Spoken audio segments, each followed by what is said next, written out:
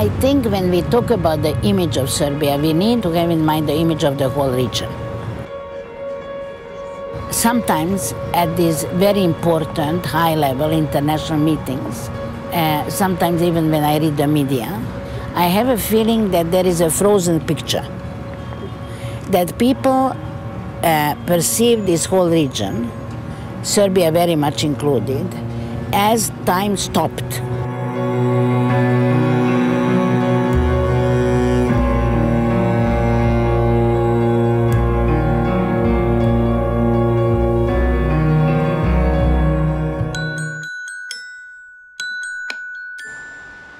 L'ancienne ville capitale de l'ex-Yougoslavie, Belgrade est toujours un centre pour la vie balkanique. Les jeunes de partout en Balkans viennent ici pour les échanges culturels, les conférences, les séminaires et pour les festivals et les concerts. Les nuits blanches s'étendent sur les péniches de la Sava et du Danube, qui confluent ici à Belgrade. Dans les rues s'exprime la nouvelle société de Belgrade. On arrive à sentir sa pulsation et sa fraîcheur dans une ville riche d'histoire et de l'histoire.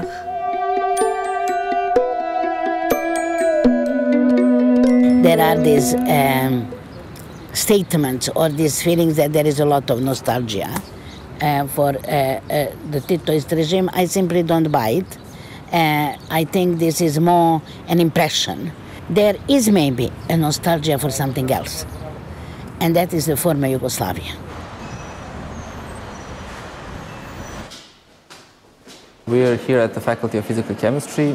This is the laboratory where I work because I'm a technical associate here. Serbia was a long time a communist country, and some people might say that it never was a really democratic country since 2000. So it's a process that takes time. You know, you can't undo something that was there for 50 years. I'm Angela Petkovic. I'm 21 years old. I'm Viktor Čolić. I'm 23 years old. I think there is a general opinion in Serbia that foreigners view Serbia as a sort of an axis of evil country. I'm Sonja Licht. I am at the moment, and for the last almost 8 years, the president of the Belgrade Fund for Political Excellence. Yugoslavia was the most multicultural, the most multi-religious, the most multilingual country in Europe. I must tell you, when it was falling apart, I did not see a real, genuine effort from Europe itself and the European countries to keep it together. I don't want to blame them. We, unfortunately, destroyed that country forever. Yugoslavia is gone. It will never be back. What is back is an understanding that we need regional cooperation, economically, politically, security-wise, that we need to find a way how to be really good neighbors. Our development depends on it.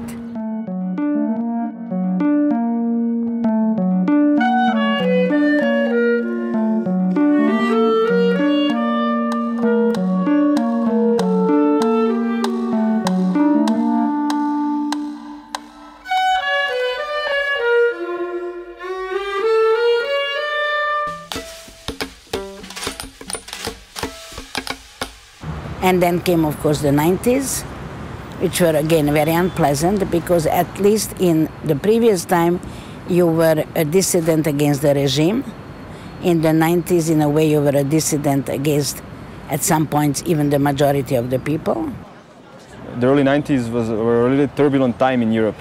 I mean, the breakdown of the Berlin Wall and the collapse of the Eastern Bloc, and somehow, in the midst of it, Yugoslavia broke apart.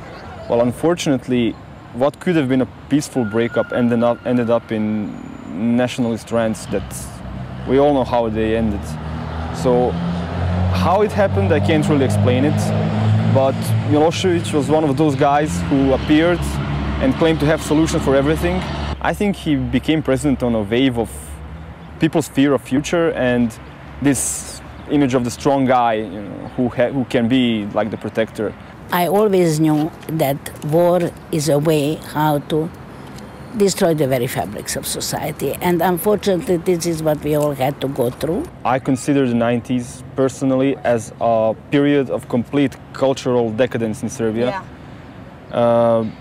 Literally from popular music to the most serious forms of art, everything decayed.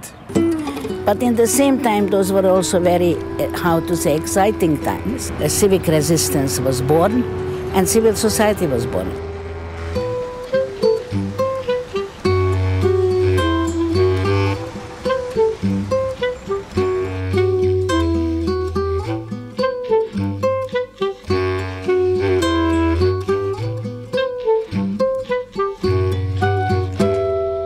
Well, otpor is a phenomenon. Otpor or resistance started as an initiative of young students against the regime, against authoritarian rule, in non-violent ways. But otpor became a popular movement. At the end of the Milosevic period, there were several 100,000 people members of otpor. So otpor was not only a movement. Otpor was a symbol. Otpor was a state of mind.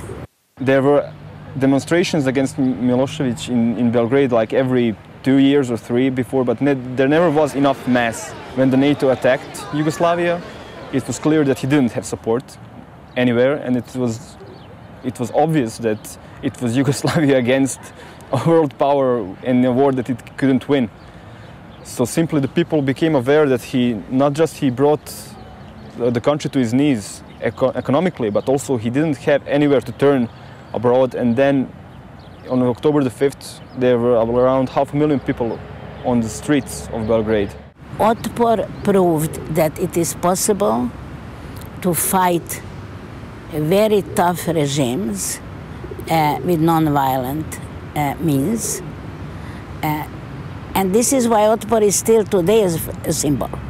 This is why otpor was important for the Egyptians and for the Tunisians and for the Georgians and for the Ukrainians. Everywhere you in fact find the famous fist as a symbol of non-violent struggle against dictatorial or authoritarian regimes.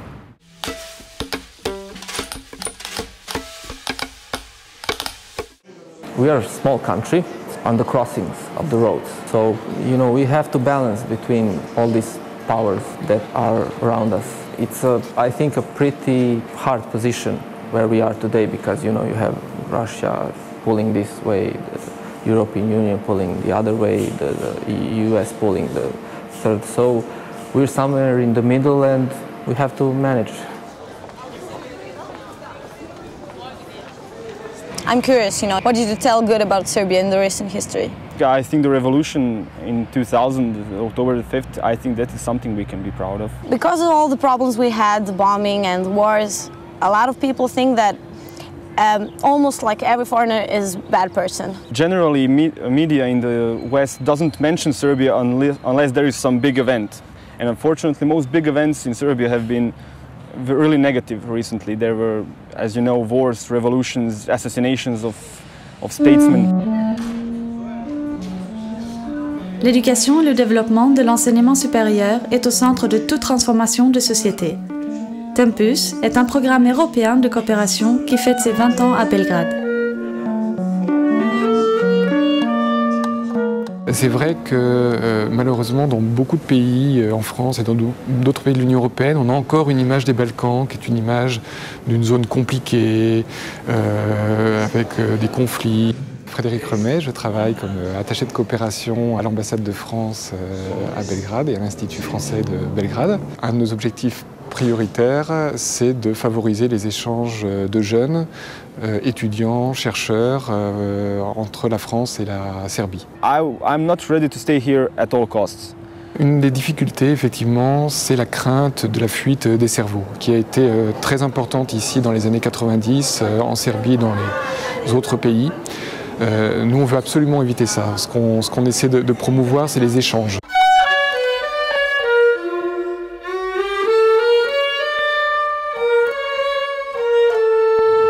The three most powerful European leaders said that multiculturalism is dead in their own countries.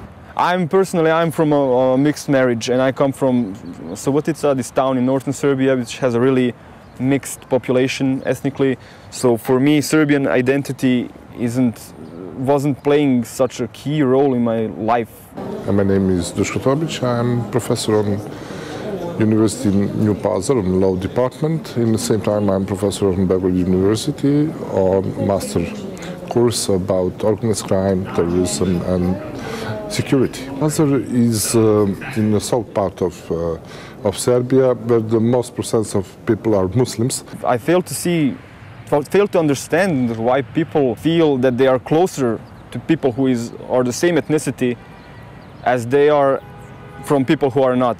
I think our political class, when I say our, I mean European political class, failed immensely. They did not know how to teach Europeans to be proud Europeans. I just happened to be born in Belgrade and I happen to have Serbian parents. So I'm Angela Petković, I'm a human being. All of us, Muslims, Catholics, Protestants and Orthodox, are the representatives of one state of Serbia. In order to help every single European understand that the other is not a danger, that the other is not a threat, we must all try to develop a much more participative way of living, a much more serious participative democracy. We need civil society, not only as a rhetorics. We need civil society as a way of life. We simply must maintain some type of multicultural or intercultural communication, dialogue. I believe myself that without that, Europe is not Europe anymore. Europe was always multicultural. I want to live my life not with boundaries like you're Serbian and you're Croatian. I don't care.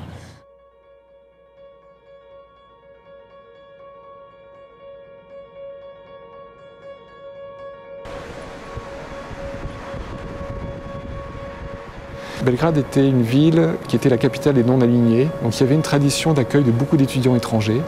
Malheureusement, tout ça a disparu dans les années 90 et les gens rêvent de voir Belgrade redevenir une ville cosmopolite.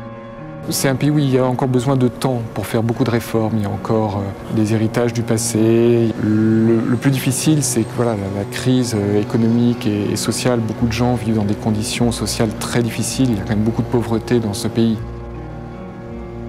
I don't want to leave, and I believe neither do you, because we think, I don't know, that there is some utopia out there. No.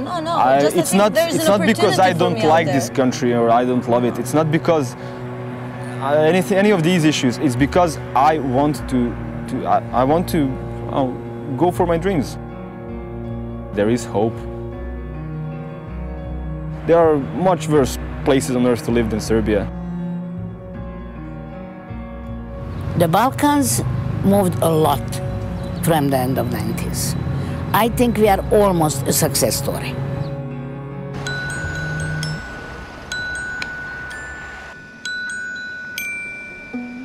La Serbie est un carrefour immense et parfois insaisissable.